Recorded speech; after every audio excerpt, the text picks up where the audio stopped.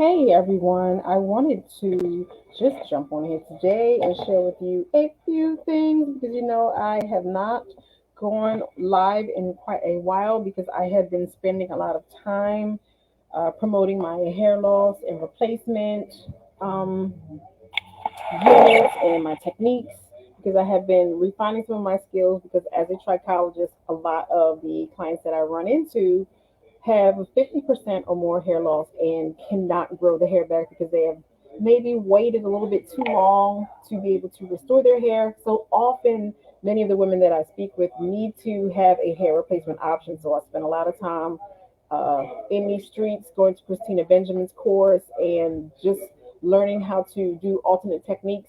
So now I'm back, and you will see me a bit more regularly do more of my trichology posts because I need to get back to servicing my clients in North Jersey, in New York, and in New Jersey because I had to take some time off because it wasn't a lot of time for me to be able to run up and back and forth up the road to the other office because I needed to be able to run to Atlanta and take the class and invest time in this. So I wanted to connect with you all today. Hopefully you'll get to spend some time with me on the broadcast or you'll get to see this later. I'm talking to you today about inflammation and about the book that I have written is called Inflammation.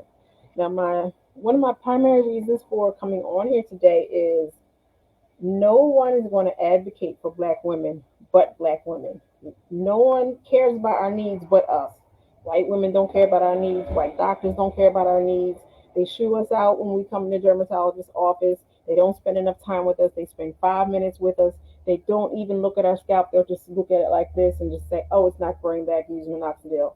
No one is checking for black women but black women. I see so many black women, hair loss practitioners, trichologists. We are urging you all to not put yourself last, put yourself first, so that we can help you with your alopecia, with your thinning hair, with your sore scalp way before you lose hair.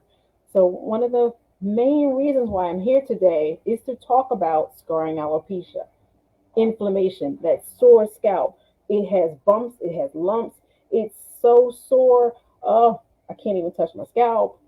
And what happens is, over the long haul, you're not doing anything about the inflammation that's coming from the inside that's contributing to the inflammation. You're covering it up, and then 10, 15, 20 years later, you have no hair. We've got to put it into this, and it is my duty as a black woman to advocate for my sisters. And what I want to do is just reach someone who will just take this live seriously and consider, oh, wow, that's what that is. That's what I have. Oh, well, yeah, I got to do something about it. I hope you do. So hang with me for another 5 or 10 minutes because my client is about to come in and I wanted to go ahead and get this done. I couldn't get this to work while I was on the Instagram live, so I had to finish that first and then come on here and do this. So, like I said, scarring alopecia is one of the main contributors that I see to alopecia. I mean, scarring alopecia is one of the main types of alopecia that I see come through my doors. It is prevalent among black women, and one of the main components is an inflammatory component.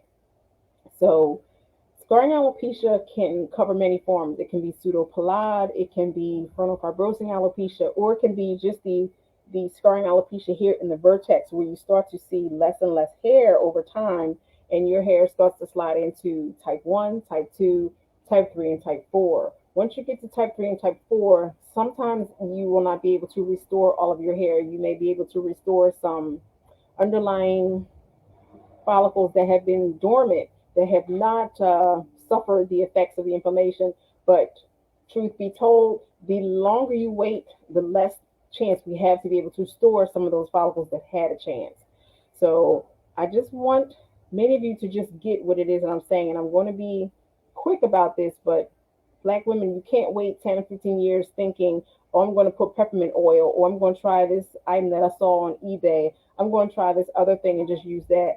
I'm going to stop coloring my hair. I'm going to wear protective styles. I'm going to stop putting relaxer in it. That's not going to do it. Many of the components to scarring alopecia are inflammatory. They could be fungal, they could be bacterial, and they're also, as we recently found from some black dermatologists, has a genetic component. But at some point, you can control the narrative yourself by just working on your own inflammatory needs. So, as an example, I want to share with you when you hear the word itis, and yes, we talk about, oh, you're having itis after having a very heavy meal, but I'm not talking about that itis. I'm talking about the type of itis that is the suffix at the end of a particular word that is regarding a different organ. So when you have problems with your gastrointestinal system, it's called gastritis. Sometimes when you have inflammation of your bowel, it's called IBS or IBS-C or IBS-D. When you're having, hi, Miss Carolyn. Hi. When you're having challenges with your eyes and you may be suffering from maybe a glaucoma or some kind of age-related degenerative disease, you'll have a situation with your eyes where your eyes will burn and your eyes will run. But this is all inflammation. When you have inflammation in your scalp, it can eventually lead to maybe a scarring alopecia. But you have to understand, listen to your body. When you have an area that's in pain, you have to listen to it. Me as a hairstylist, I have had tendonitis and carpal tunnel for the longest time. So because of that, I can't just do hair all day. So I've had to move in different areas and do the type of services where my wrists and my fingers aren't constantly clicking and holding flat irons and curling irons. So I had to kind of switch up how I do things. I had to pursue the education route and help stylists learn the same techniques that I have learned because I can't just sit and do hair all day. I have a very bad shoulder, and the more I work, the more it's in pain. Yes, I do take my OPC3s, I take my nettle, I take my ginger, I take my feverfew for the pain, but the fact remains is the more I keep using it, the more I keep using my wrists, the more I keep using my tendons, and I don't take care of myself, the worse the pain will be. So I need for you all to understand that. Another type of inflammation is gout. You can have pain in your feet where you get up in the morning, you can't even walk because it's inflammation of the ankles and the feet and the tendons, the muscles, the tissues, all in the feet. That's a different type of inflammation.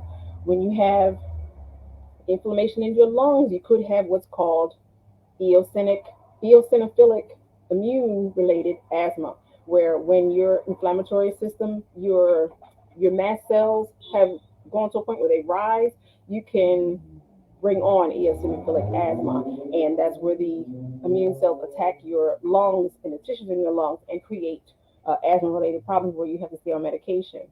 So, what I'm suggesting to you is learn what to do by reading this book, by how to test for your different levels of inflammation, how to curb your inflammation, how to even decipher what inflammation is all in that book. And when you reach out to me, I can give you the email link so that you can join the list and get the information book yourself, or you can also, with that same link, order the book in a hard copy and keep for yourself in your family's living room or at your job or even at your salon.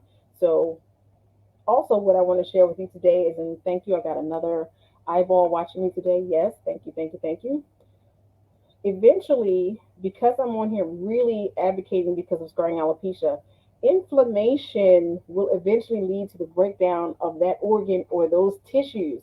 So when it comes to scarring alopecia, the reason why I say some women wait too long and we're not able to restore all those follicles is because the inflammatory process will eventually eradicate the cells because the inflammation will cause it to die over the long haul. So the longer you wait to work on your inflammation and your inflammatory components and you're not watching what you're eating because it does primarily come from the diet as well, you can lead yourself into your own breakdown of your own tissues by not being proactive and finding out what it is that you can do to control it.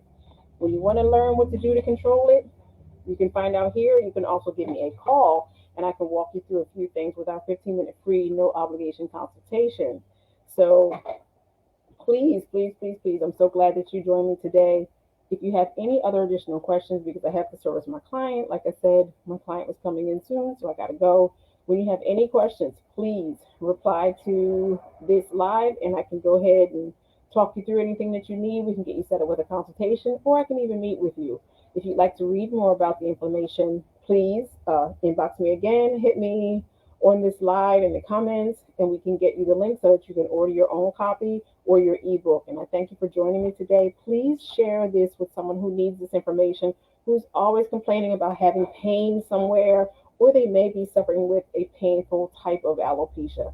My name is LaRon Quarles. I'm your certified IAT trichologist. I am a hair loss specialist. I am a cosmetology educator and a cosmetologist hairstylist here in New Jersey. I hope you all are well. Hope to talk to you soon. Have a good day.